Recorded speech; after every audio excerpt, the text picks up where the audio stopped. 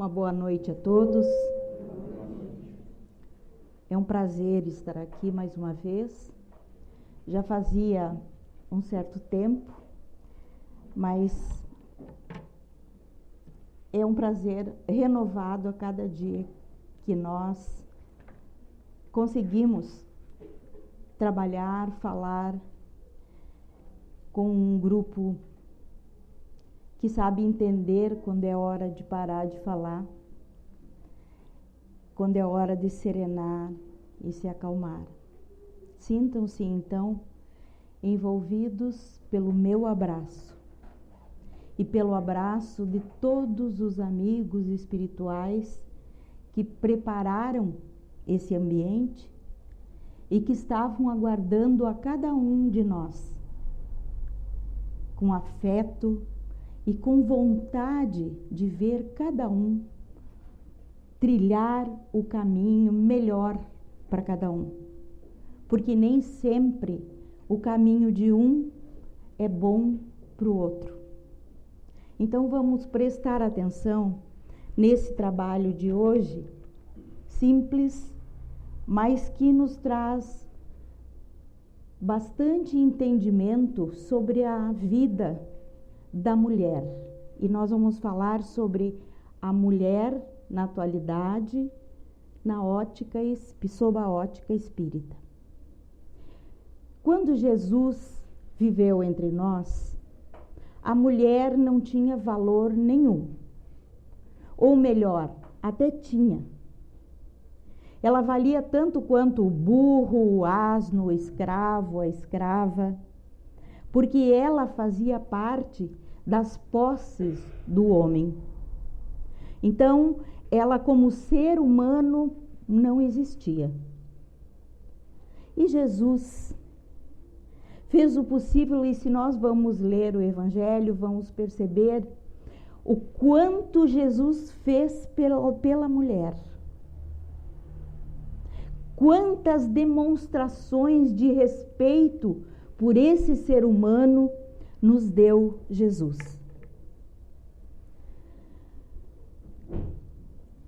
Ele incluiu a mulher na vida dele, na vida dos discípulos, porque até então a mulher não aparecia em lugar nenhum.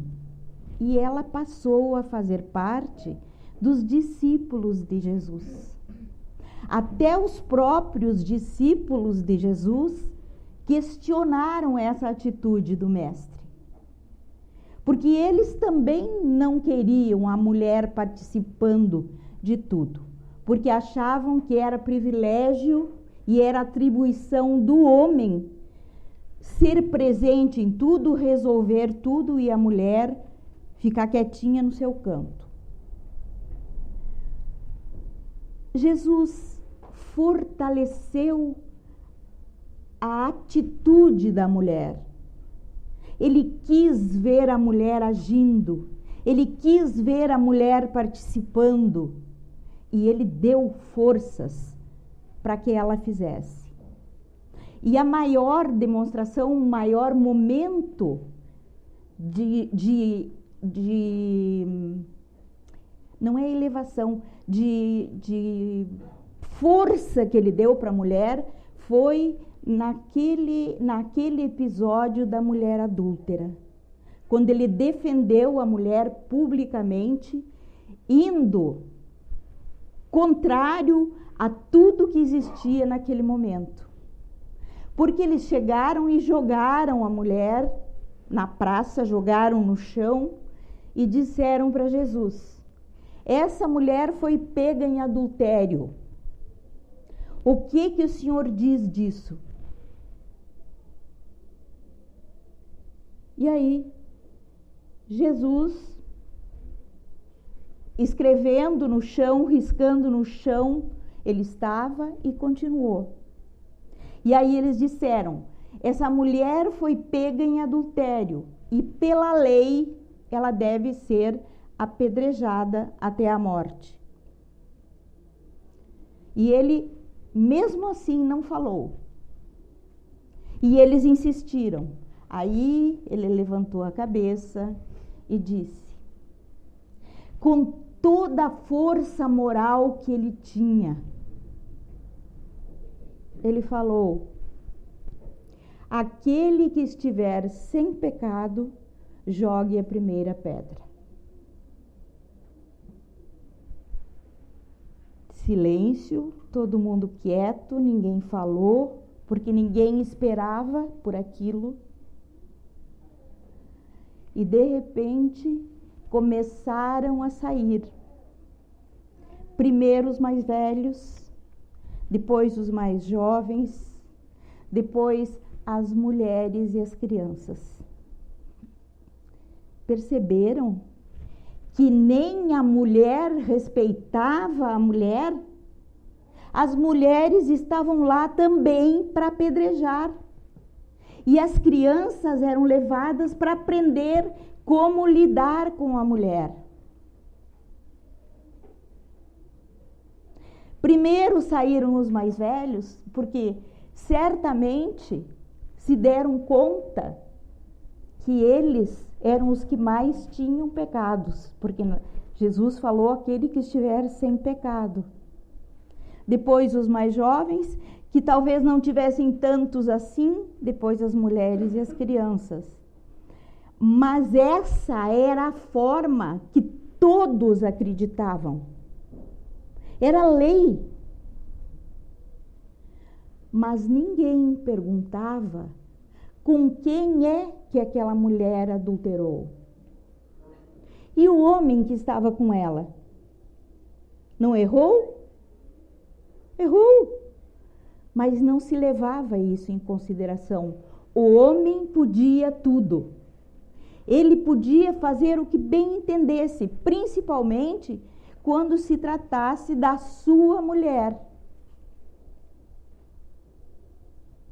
E Jesus, tendo elevado essa mulher à categoria de ser humano, fortaleceu nela o amor próprio, o respeito, e disse para ela: aonde estão os que te condenaram? Eu também não te condeno. E aí nós chamamos esse momento de eu não te condeno, eu não te julgo, para o nosso momento. Nós já aprendemos a não julgar? E já aprendemos a não condenar? Mas nós, não satisfeitos em julgar, nós ainda nos damos o direito de condenar. Mas isso é só um parêntese para a gente não esquecer disso. E ele fez com que a mulher acreditasse ela mesma que era um ser humano. Ela se sentiu inserida no contexto dos seres humanos.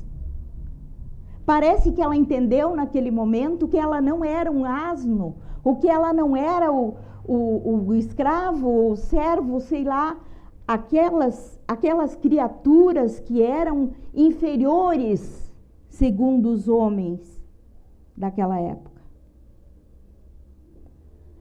Porém, Jesus se foi, e os que ficaram no seu lugar não tiveram a força moral que ele tinha, e tudo voltou ao que era antes. A mulher voltou para o lugar que ela tinha antes. E aí nós trazemos algumas situações em que pessoas que nós temos, homens que nós tivemos e temos muito respeito, deram a mostra do que pensavam das mulheres. Vejam só, Paulo, esse apóstolo que tanto fez pela doutrina do Cristo, ele achava, vou falar baixinho porque é o Paulo, tá? ele achava que era uma indecência a mulher falar no templo. Se ele estivesse aqui hoje, eu não estaria aqui falando, né? Então, mas ele achava isso. Depois, ele cresceu, ele se esclareceu, conheceu a doutrina de Jesus e tomou também para si essa postura de Jesus diante da mulher. E Pitágoras, alguém lembra do filósofo Pitágoras? Aquele do teorema que quase matou a gente no 2º grau, lembram? Pois é. Pitágoras, tinha uma ideia incrível sobre a mulher.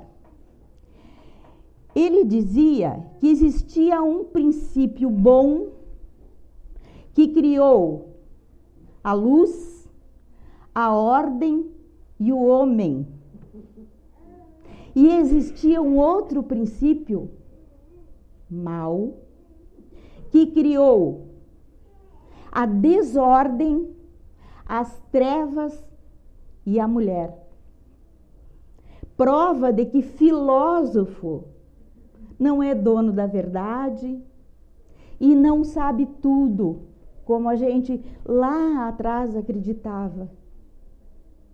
Outro que falou algumas coisas que não precisava ter dito, porque eles na realidade disseram isso e melhor se não tivessem dito, né? Porque hoje estariam vendo que besteira que fizeram ao dizer aquilo. Rousseau, outro filósofo, teórico, científico, escritor, compositor, afirmava que a educação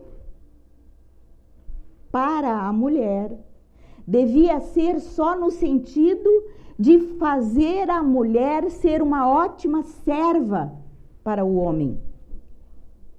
Ela tinha que aprender a servir o homem. Outro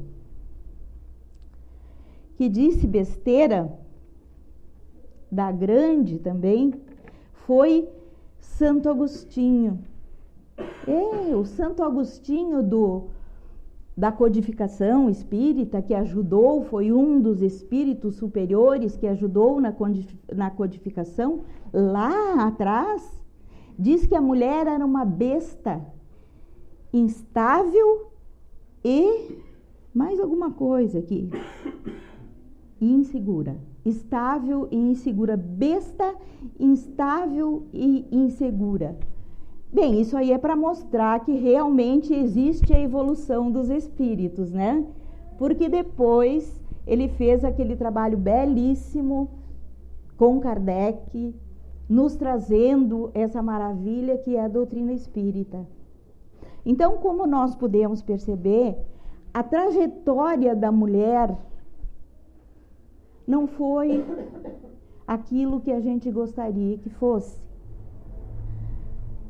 Foi dor, foi sofrimento, foi humilhação, mas passou-se. E hoje nós podemos perceber que nós temos muitas novidades nesse sentido a partir do advento do Espiritismo.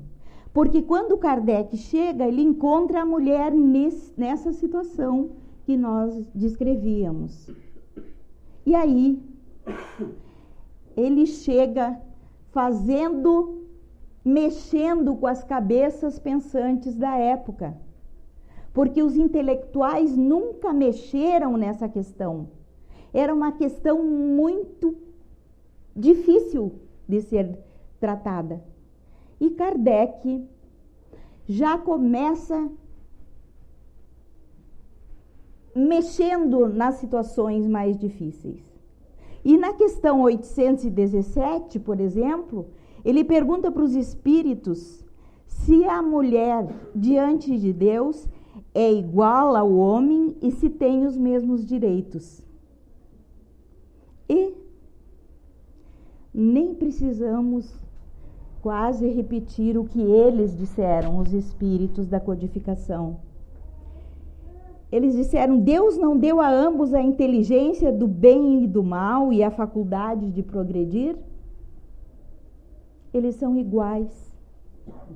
E mais adiante nós vamos ver que o espírito não tem sexo. Então, o espírito reencarna hoje numa encarnação como homem, na outra como mulher, e assim vai alternando na medida da sua necessidade de evolução. Então, vestimos corpos femininos e corpos masculinos. Então, ninguém é melhor que ninguém, ninguém é mais importante, ninguém é mais inteligente. Isso é a atribuição do espírito no momento dele. Ele não precisa ter o nome ou a denominação de espírito feminino e espírito masculino. Usa-se, inclusive, a expressão alma feminina e espírito masculino. Alma feminina, a gente pode entender que o espírito encarnado é chamado de alma. E alma feminina é aquele espírito que está encarnado num corpo feminino. O que vale dizer que é aquele espírito que está aprendendo ou já é sábio em termos de espiritualidade, de sensibilidade, de carinho, de capacidade de amor, de capacidade de compreensão. Essa é a alma feminina. E o homem, o espírito que está encarnado no corpo masculino, seria aquele espírito forte, guerreiro, responsável, sabendo que aquela prole depende dele. Então, cada um tem o seu valor, cada um tem a sua capacidade. E Emmanuel, no livro Consolador, na questão 67, ele diz o seguinte: que mulher e homem são coração e cérebro num relacionamento conjugal. Cada um tem o seu valor. E mais tarde nós vamos mostrar para vocês um texto que nós trouxemos do Chico, de um livro do Chico, com texto também do Emmanuel, falando sobre esse cérebro e esse coração, para ver o valor dos dois num conjunto familiar. Porque a família onde tem adultos, pai e mãe, hoje já temos 2 pais ou 2 mães, mas responsáveis por aquele ser, tanto quanto uma família tradicional de pai e mãe. Porque quando nós resolvemos receber um espírito, porque nós somos consultados, se queremos receber esse espírito, eventualmente vai haver uma situação em que é meio compulsório, mas de um modo geral nós somos consultados se queremos receber aquele espírito. E quando nós resolvemos aceitar aquele espírito, nós estamos nos comprometendo perante Deus em guiar aquele espírito, em amá-lo e em transformá-lo em homem de bem. E isso não é atribuição nem do pai nem da mãe, ou nem um dos pais ou uma das mães. É atribuição do casal, dos dois. E hoje, no livro Atualidade do Pensamento Espírita, o espírito Viana de Carvalho diz o seguinte: se o homem acompanhasse a mulher, fosse para a mulher aquele ser que ela precisa, que divide a educação dos filhos, que divide o trabalho do lar, que divide toda a atividade familiar, a mulher seria mais importante certamente do que o homem. Porque quando ela se dedica a uma profissão, quando ela toma para ela, porque ela tem tanta capacidade quanto o homem, ela escolhe uma profissão e desempenha essa profissão com tanta perfeição, com tanto esmero. Ela poderia ser melhor ainda se tivesse um parceiro dentro de casa para ajudar na educação dos filhos, no trabalho doméstico. E ele diz ainda, isso não é meu, não vão querer me pegar depois na saída. Diz ele, o Viana de Carvalho, que se não fosse o machismo, os casais viveriam melhor. Porque a mulher teria mais tempo para ser a cheirosinha que o marido quer. Porque ele haveria de lavar roupa, de estender roupa, de passar roupa, de ajudar a limpar a casa. Que bonito um casal onde a mulher cozinha e o marido lava a louça. Gente, que coisa bem linda. E a mulher pode fazer qualquer atividade. Mas nós vamos ver lá no André Luiz, no livro Nosso Lar, e isso é lá de 44, gente, 1944. Ele diz que aquele espírito que está se preparando para reencarnar como mulher tem aulas para ser mãe, para ser dona de casa, para ser esposa, irmã, professora. Ela é preparada para isso. Mas ele não fala nada ali se o homem também, o espírito masculino, é preparado para o seu trabalho. Acredito que sim. Porque nada é por acaso na obra de Deus. Então, quando nós queremos fazer da nossa vida, nós mulheres, quando nós quisermos fazer da nossa vida algo mais alegre, mais leve, mais tranquilo, mais gostoso, não vamos nos queixar. Vamos conversar com o nosso companheiro. Vamos explicar a ele que nós não somos ninguém sem ele. Nós precisamos dele nos ajudando. Porque se ele nos ajudar em casa, nós podemos ajudá-lo no sustento da família, indo trabalhar fora. Mas nós precisamos que ele seja parceiro dentro de casa. Porque senão, tá certo, ela é forte, ela é guerreira e ela pode quase tudo.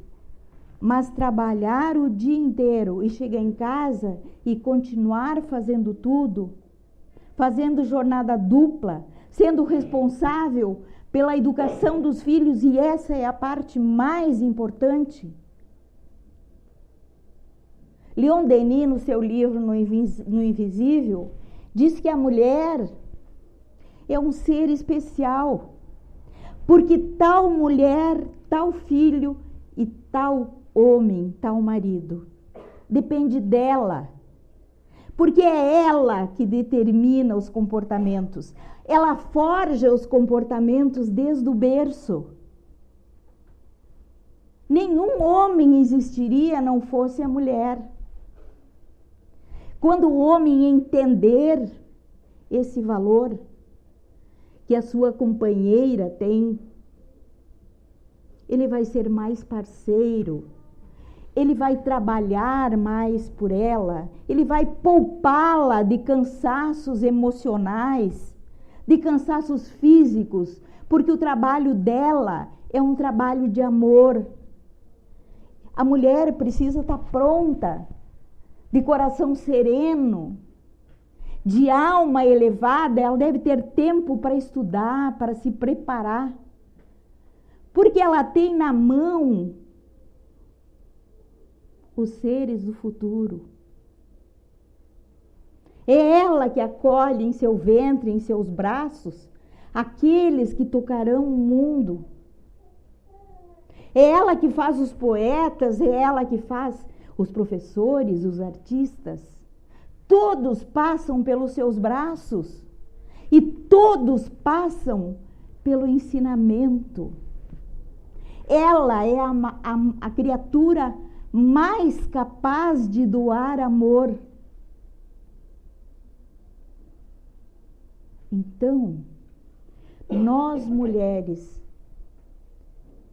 devemos investir em conhecimento, investir em aprendizado de compreensão, investir em entender as pessoas. A indulgência, sabem o que é indulgência?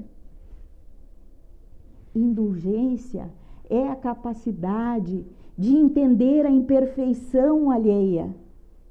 Ninguém tem maior capacidade de entender a imperfeição alheia do que a mulher. Como é que nós atendemos os nossos filhos? A gente sempre entende o problema do filho. Diz Leon Denis também que a mulher é a maior diplomata que Deus criou. E quantas vezes nós vamos lá contar alguma coisa que o filho não tem coragem, mas nós temos. E contar a verdade, mas de maneira que ela seja compreendida. Não é verdade? A gente sempre tem esse jeitinho. Graças ao quê? Graças à capacidade imensa de amar que nós temos. Nós somos capazes de tudo por amor. Por amor ao nosso filho, por amor ao nosso lar, ao nosso marido, aos nossos familiares, a todos. Por isso que os Espíritos dizem, na questão 821 do Livro dos Espíritos, que todos são importantes. Todos os espíritos são importantes. E o homem e a mulher são importantes. Mas a mulher é um pouco mais. Porque a mulher prepara a todos. E não é para fazer apologia à mulher que nós estamos falando. Nós estamos falando para que a mulher se conscientize da sua capacidade. E para que o homem raciocine com relação àquele ser feminino que ele tem. Porque se ele é forte, ela é sensível. E a força dele vai estimular essa sensibilidade. Porque vão dizer que a gente não fica toda derretida quando fazem alguma coisa muito boa para a gente, principalmente em casa. Quando o nosso marido, o nosso companheiro, seja lá, como a gente gosta de ser ajudada, não é verdade? A gente parece que transborda de amor quando a gente tem essa pessoa que ajuda. Então, os relacionamentos podem ser melhores quando uns entendem os outros. Quando a mulher sabe do seu valor, mas quando ela também sabe do valor do seu companheiro. Quando o seu companheiro sabe o valor daquela mulher que está ali junto com ele. E quando ele sabe que ele deve protegê-la, porque ela é tida como sexo frágil. Será? Será que a mulher é sexo frágil? Olha,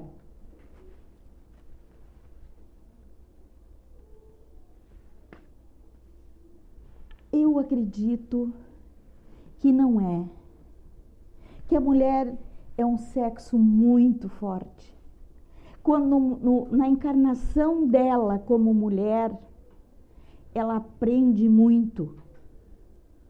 E dizem os espíritos que nenhum homem conseguiria chegar ao estágio de anjo, como todos nós somos destinados, se ele não reencarnasse como mulher. Porque essa sensibilidade, essa capacidade de amar, só se aprende quando estamos num corpo de mulher.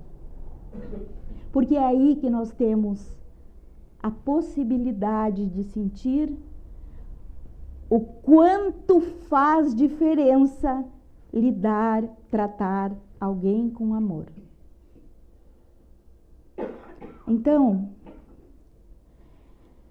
esse homem, companheiro dessa mulher, deve aprender a trazer lá de fora do seu trabalho a experiência que ele aprende lá fora. Mas não deve brigar com a sensibilidade que a mulher tem quando fica dentro de casa. O feminismo, essa situação que nós vivemos, em que os homens, homem e mulher, estão valorizando tanto o material, e dizem os espíritos que é falta de conhecimento, é falta de entender os verdadeiros valores. Porque a gente trabalha muito para dar para os nossos filhos aquelas coisas que eles querem. E quando a gente não trabalha tanto e dá a eles amor, é presente, eles não precisam de tudo aquilo que nós achamos que eles precisam. Diz Emmanuel e também Viana de Carvalho, eles dizem o seguinte: os verdadeiros valores morais preencheriam, se o homem permitisse, todas as suas necessidades. Dizem eles que o homem precisa mais de valores morais do que de pão, e mais de valores morais do que objetos, do que aquilo que ele busca tanto, que é o seu novo carro, sua nova casa, tudo novo, tudo diferente, cada vez melhor. E a gente vai se envolvendo em trabalho para adquirir cada vez mais e cada vez melhor. Eles dizem que é hora dos seres humanos buscarem os verdadeiros valores. Que quando estivermos preenchidos desses valores, nós precisaremos menos de pão do que de luz.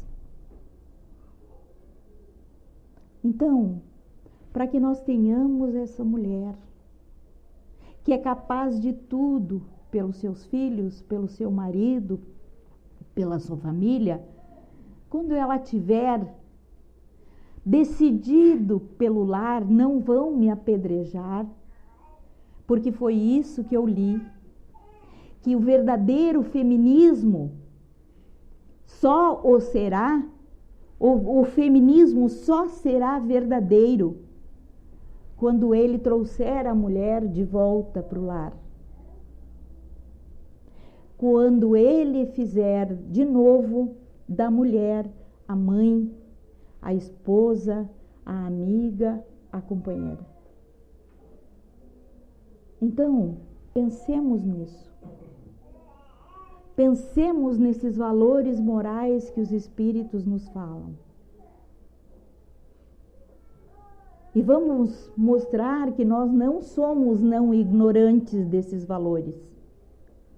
Nós só estamos um pouco esquecidos. Porque quando nós formos de novo, tanto homens quanto mulheres, porque hoje estão num corpo, amanhã no outro,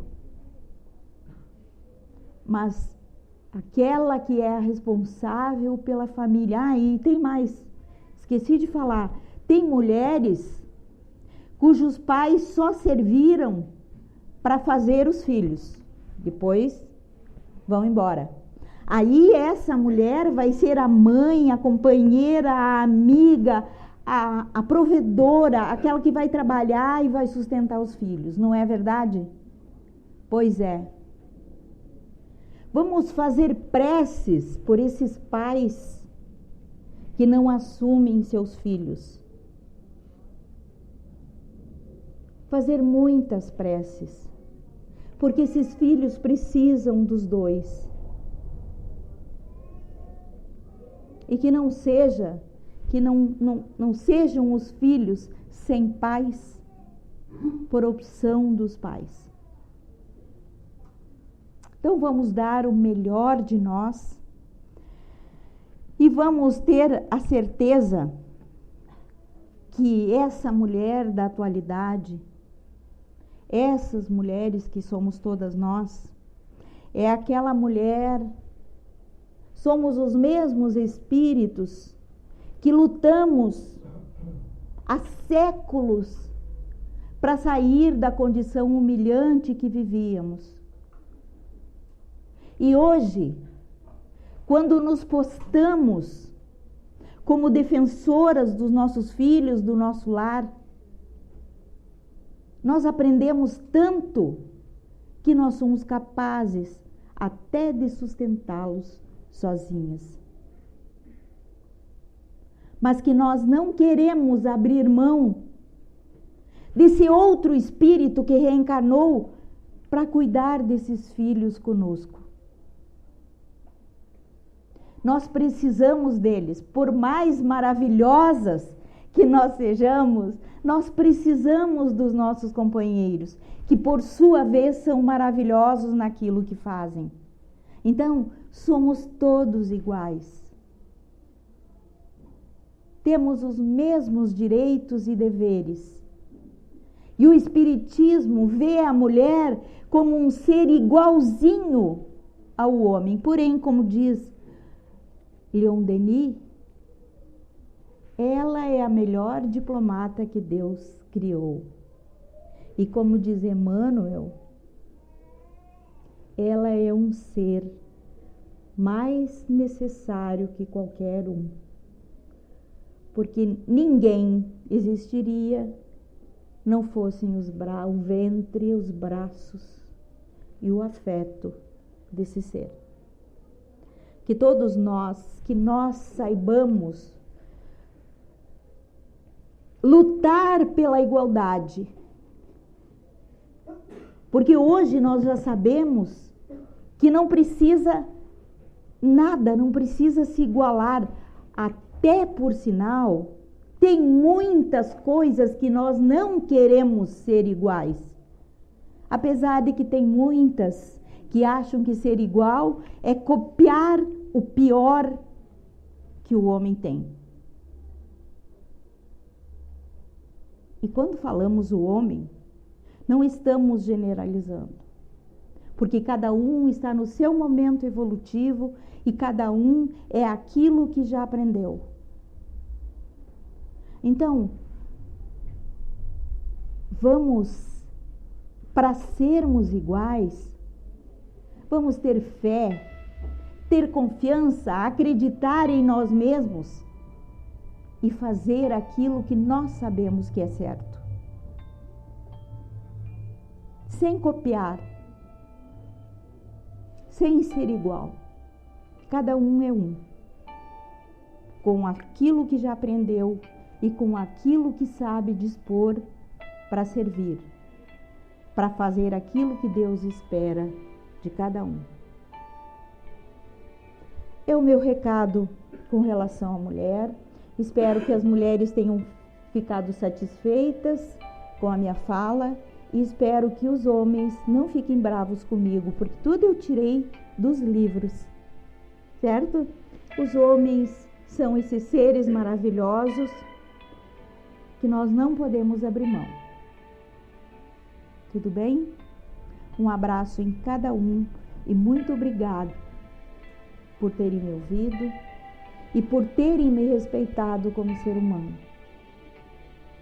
Que Jesus que tanto fez pelas mulheres, continue a nos amparar, hoje e sempre.